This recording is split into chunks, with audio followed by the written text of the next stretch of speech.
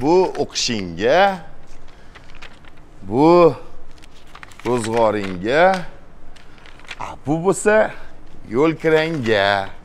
Dada, bularning hammasini kartalarga tashlasangiz bo'lmasmidi? Albatta bo'lar edi.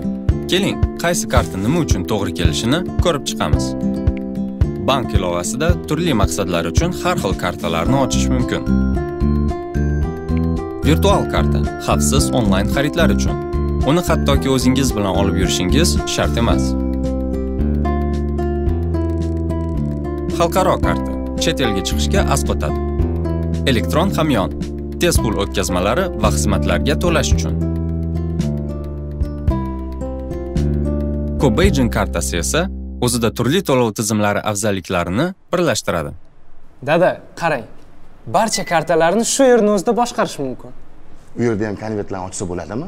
Ha, turli maqsadlar uchun jismoniy kartalar oching, mablag'laringizni qulay va xavfsiz boshqaring. Finlit.uz manbalaridan yanada ko'proq ma'lumotga ega bo'ling.